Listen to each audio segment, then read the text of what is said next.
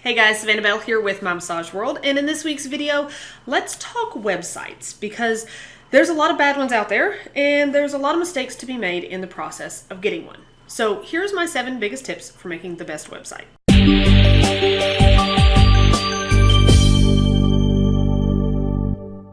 I won't waste your time here, so let's just jump right in. Number 1, have a freaking website. This should go without saying at this point in time, but if you're really trying to get out there and market your practice at all, to get new clients in the door, you need a website. Even if your target audience includes a large portion of people who may not be online all the time, a website is one of the most powerful and most cost-efficient marketing tools that there is. Number 2, pay for it.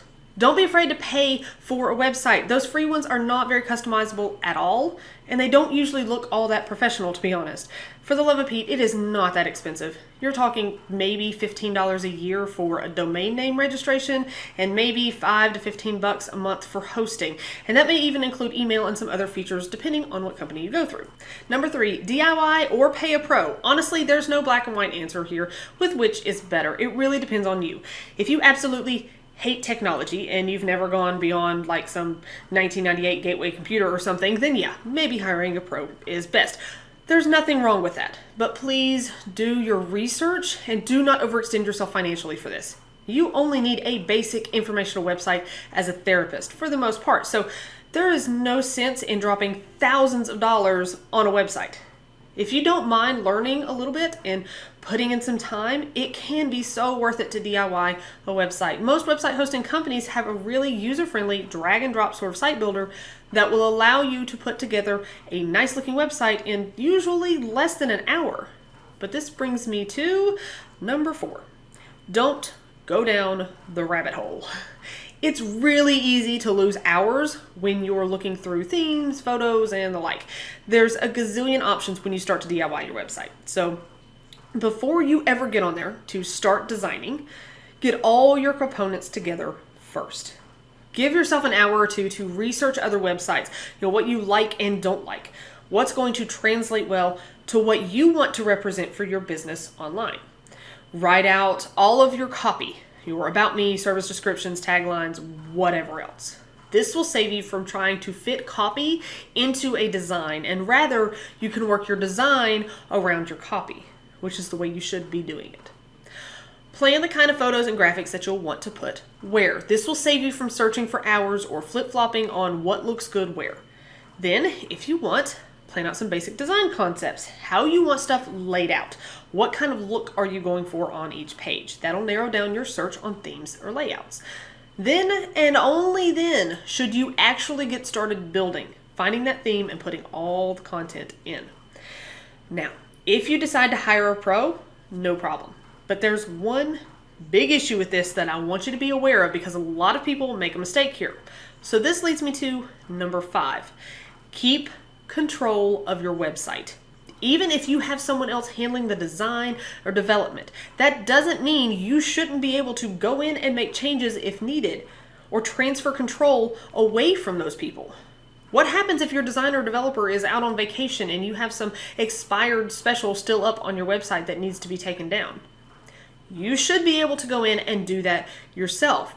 So make sure you have the capability to do so and at least a basic understanding of how to make simple changes. Or what if you need a really simple thing changed? Are you going to be waiting a week for your designer to have time to do it? Or are you going to have to pay an extra fee because it goes past your monthly or quarterly allowance of changes? Or what if, God forbid, your designer just ghosts you and disappears?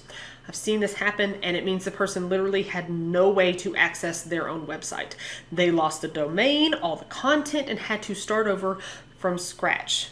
I've known far too many therapists who have lost control of their sites like this. And not only can they not make changes themselves, and they're entirely dependent on the developer, but some have even been locked in so they can't transfer away from that developer if they're not happy with the service, or otherwise they just don't have true ownership of the website.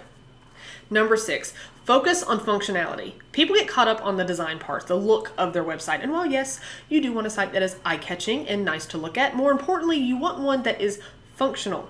That means it's easy to navigate and intuitive to how someone would normally click through a website.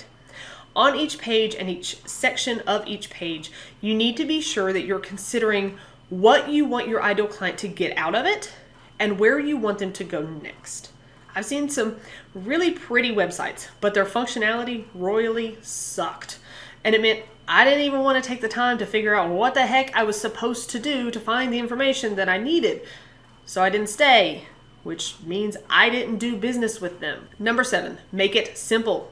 For those of us over a certain age, we can remember back to those first websites with the gazillion flashy things on a black background and banners and stars and dancing clip arts and all kinds of craziness from those early days of the World Wide Web. It was awful. Yeah, let's not do any of that, okay? Because regardless of the fact that we're in 2019, there's still people who are going for flashy because they think it's eye-catching. It's not catching anyone's eyes, it's hurting their eyes. Just keep it simple. Your design, your copy, your navigation. You don't need cute and coy or trendy little things all over the place. You are a service-based business, which means you need them to book an appointment with you. Simple. Educate them on what you do and why they need it. Then tell them how to get it and make it easy to do so. Simple as that. So what do you think of these 7 tips? How can you take these and start implementing them right now? Be sure to grab your free content to grow your massage practice, including stock photos, social media graphics, pre-written blog posts, and more at the link below. For more info and tips on how to grow your massage practice, be sure to also join the free My Massage World Facebook group. Thank you so much for watching today. As always, check us out at mymassageworld.com, like us on Facebook, subscribe to us on YouTube, and stay tuned for more videos. There's a new one every week.